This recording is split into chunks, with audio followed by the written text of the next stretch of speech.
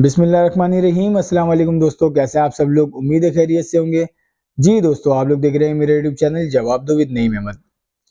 दोस्तों, बहुत बड़ी बड़ी खबरें हैं। आसिफ अली जरदारी साहब कहते हैं कि हमारी बादशाहत हमेशा रहेगी।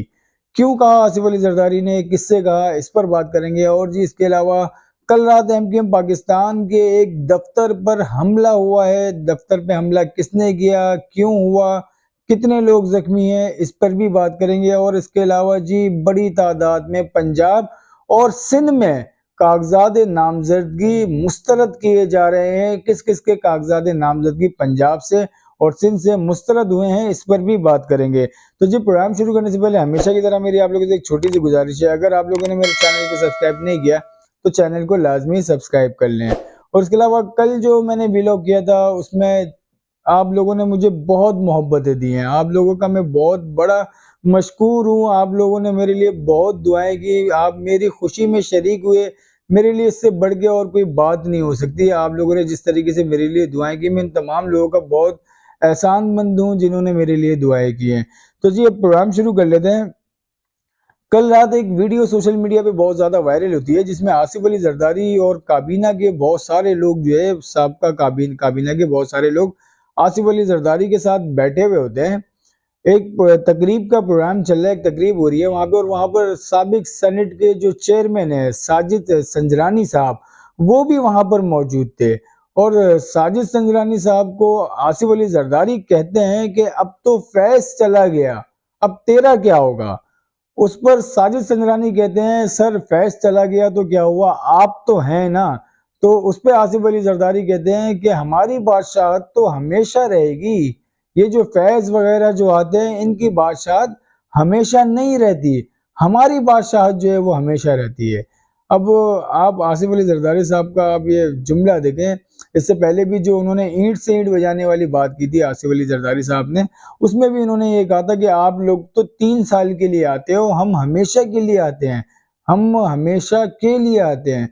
तो हमेशा के लिए कोई नहीं आता। आज आप हैं, कल आप भी थे हो जाएंगे। हमेशा किसी की बादशाहत नहीं रहती, चाहे कोई भी हो, किसी की बादशाहत हमेशा नहीं रहती। लेकिन आसिफ अली जरदारी साहब ने जिस तरीके से साजिद संजरानी के ऊपर तंज किए हैं, वो वीडियो आप देखें, बहुत मजे की वो वीडियो। और किस तरीके से साजिद संजरानी ने ऐसे हाथ रख के उनको कहा कि आप तो हैं ना सर। चले जी अब बात कर लेते हैं। कल रात एमकेएम पाकिस्तान के एक दफ्तर पर फायरिंग का वाकया पेश आया। और ये फायरिंग का वाकया पेश आया है न्यू कराची सेक्टर 5J के इलाके में, जहां एमकेएम पाकिस्तान का एक इलेक्शन ऑफिस था। उस इलेक्शन ऑफिस के ऊपर जो शुरू में जो इतलात आई उसमें ये बताया गया कि ऑफिस के ऊपर जो है वो बहुत सारे हमलावरों ने फायरिंग की है। लेकिन उसके बाद जब टाइम जैसे जैसे गुजरता गया, उसके बाद फिर इतला दी आई है कि कोई हमला ऐसा नहीं हुआ, कोई मतलब कोई बहुत ज्यादा दहशतगर्दों ने कोई हमला नहीं किया। हुआ ये कि मुबैना तौर पे कहा जा रहा है कि वहां पे चौकिंग करने का वो मामला था। एमकेएम पाकिस्तान के लोग जो हैं वो चौकिंग करना चाह रहे थे, और उसके साथ साथ जो फंक्शनल लीग है, फंक्शनल लीग के कारकुनान भी वहां पर मौजूद थे और वो भी चौकिंग करना चाहते थे। तो दीवारों पे चौकिंग करने के मामले पे दोनों में झगड़ा हुआ, और झगड़ा बहुत ज्यादा शिद्दत इख्तियार कर गया, जिसके बाद जो है वो फायरिंग भी की गई, और ये हवाई फायरिंग की गई। ये कोई स्ट्रेट फायर नहीं की गई, हवाई फायरिंग की गई। उसके बाद जो है एक दूसरे के सरों पर कुर्सियां मारी गई, डंडे मारे गए, और बड़े वहां पे हालात जो है कशीदा हो गए। उसके बाद बड़ी तादाद में पुलिस की नफरी वहां पहुंची और बहुत से लोग वहां पर गिरफ्तार हुए। और जो लोग जख्मी हुए इसमें एमकेएम पाकिस्तान के 2 कारकुनान की इतलात आई, जिसमें मुनव्वर और अदनान नामी शख्स जो हैं वो जख्मी हुए। उसके अलावा पीर पगाड़ा फंक्शनल लीग डिस्ट्रिक्ट के जिम्मेदार खलील गुज्जर को वहां से गिरफ्तार किया गया। जो मौका वारदात जब हुई है वहां से जो फंक्शनल लीग के एक जिम्मेदार हैं खलील गुज्जर, उनको गिरफ्तार किया। और उसके बाद फिर ये भी इतलात आई कि एमकेएम के और फंक्शनल लीग के दोनों के कारकुनान को थाने बुलाकर उनको बिठा के समझा वमझा के तमाम मामला उनके सेटल करा के उनको वापस छोड़ दिया गया। लेकिन कल रात को अचानक से ये एक कशीदगी सी हो गई, और खबरें कुछ इस तरह से आने लगी कि एमकेएम पाकिस्तान के दफ्तर के ऊपर फायरिंग हुई है, और 30-40 लोग जो हैं कारकुनान एमकेएम के जख्मी हुए हैं। जबकि फिर जब मामला जैसे टाइम आगे बढ़ता गया फिर इतलात जो है वो चेंज होती गई और फिर तफसील जो है वो मुकम्मल सामने ये आई कि फंक्शनल लीग और एमकेएम पाकिस्तान के कारकुनान में एक झगड़ा हुआ, एक तसादुम हुआ था, जिसके नतीजे में एमकेएम पाकिस्तान के 2 कारकुनान जख्मी हुए और उनको बाद में अब्बासी अस्पताल लाके उनकी ट्रीटमेंट करके उनको छोड़ दिया गया। फिर जो इलाकाई थाना है उन्होंने फिर वो मामला जो है वो मामला हल कर दिए। अब जी बात कर लेते हैं, बड़ी तादाद में कागजात नामजदगी जो है वो मुस्तरद किए जा रहे हैं पंजाब में, बहुत बड़ी तादाद में। पंजाब का भी तो अभी तो बिल्कुल माहौल ही चेंज हुआ है। आप अगर खबरें देखें, आप सोशल मीडिया देखें, तो पंजाब में बड़ी तादाद में पकड़ धकड़ चल रही है। बड़ी तादाद में वो लोग जो है खास तौर पे जिन्होंने पीटीआई से कागजात नामजदगी जमा कराए हैं, या तो उनके कागजात नामजदगी मुस्तरद किए जा रहे हैं, और अगर कागजात नामजदगी मुस्तरद नहीं हो रही तो उन लोगों को उठाया जा रहा है। बहुत बड़ी तादाद में पंजाब से लोगों को नामालूम अफराद जो है वो उठा के लेकर जा रहे हैं, जिसकी वीडियो सोशल मीडिया पे वायरल है। उसके बाद जो है आप लोगों ने सुना होगा कि पीटीआई के एक रहनुमा है उस्मान डार, साबिक रहनुमा पीटीआई के उस्मान डार, जो अचानक से सामने आए थे, फिर उनका एक इंटरव्यू आया था। उनकी वालदा जो है रेहाना डार, उन्होंने नून लीग के अगेंस्ट ख्वाजा आसिफ के खिलाफ जो है वो इलेक्शन लड़ने का फैसला किया था और कागजात नामजदगी जमा कराया था। उस्मान डार के एक बड़े भाई हैं उमर डार, उनकी जो वाइफ हैं उन्होंने भी कागजात नामजदगी जमा कराए थे, जो कि दोनों के कागजात नामजदगी, मतलब उस्मान डार की वालदा और उस्मान डार की भाभी मोहतरमा के दोनों के कागजात नामजदगी जो है वो मुस्तरद कर दिए गए।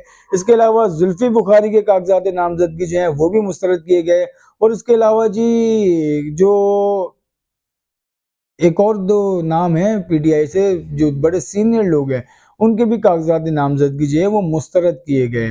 तो अब देखते हैं सिंध के, पंजाब से तो अभी आप देखें ना सोशल मीडिया पे हर 5 मिनट बाद, 10 मिनट बाद, 1 घंटे बाद, 2 घंटे बाद एक नई वीडियो आती है, एक नया बंदा जो है वो धर लिया जाता है, उसको लेके जाया जा रहा है। ये पंजाब का माहौल अभी बहुत ज्यादा मुख्तलिफ, बहुत ज्यादा चेंज आता जा रहा है। पंजाब के जो इंतखाबी जो मामला चल रहे हैं कागजात नामजदगी के हवाले से, खासतौर पर पीटीआई के ऊपर बहुत बड़ी तादाद में इनके लोगों को गिरफ्तार किया जा रहा है और कागजात नामजदगी मुस्तरद की जा रही है पंजाब में पीटीआई के। अब बात कर लेते हैं सिंध में। सिंध में भी ऐसे ही हुआ। सिंध में 4 लोगों के कागजात नामजदगी मुस्तरद हुए हैं। पूरी जो मिर्जा फैमिली है जिनका ताल्लुक जीडीए से है, जीडीए के मिर्जा फैमिली का कागजात नामजदगी जो है वो मुस्तरद किया गया है। मुबैना तौर पे कहा जा रहा है डॉक्टर फहमीदा मिर्जा, डॉक्टर जुल्फिकार मिर्जा, हसनैन मिर्जा, हस्साम मिर्जा के कागजात नामजदगी मुस्तरद। चारों रहनुमा इलेक्शन के लिए नाअहल करार दे दिए गए। जीडीए के रहनुमा पर बैंक डिफॉल्टर होने के मुतालिक एतराजात दायर किए गए थे।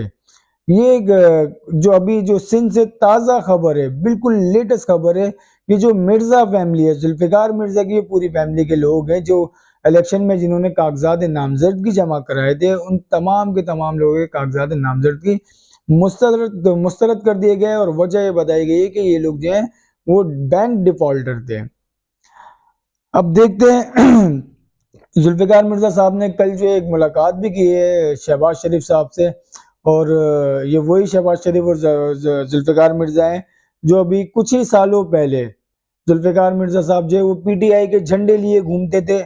उनकी जो उनके साहबजादे वगैरह जो है वो पीटीआई के झंडे लेके घूमते थे। और अब जो है वो नवाज शरीफ, शहबाज शरीफ के साथ उनकी किस तरह की कुर्बतें हैं वो सबको जो है वो नजर आ रही हैं। तो ये भी मौजूदा सूरत हाल है पूरे पाकिस्तान से, सिंध से और भी बहुत से लोगों के कागजात नामजदगी जो है वो मुस्तरद होने हैं, जिसमें पीटीआई के लोगों की बहुत बड़ी तादाद है। और इसके अलावा जो आज़ाद उम्मीदवार होंगे उनमें भी कुछ लोगों की कागजात नामजदगी जो है वो मुस्तरद किए जा सकते हैं। आप लोगों को मेरी वीडियो कैसी लगी अपना फीडबैक लाजमी देगा, और हो सके तो मेरे यूट्यूब चैनल को लाजमी सब्सक्राइब करें। अब मुझे इजाजत दें, अल्लाह हाफिज।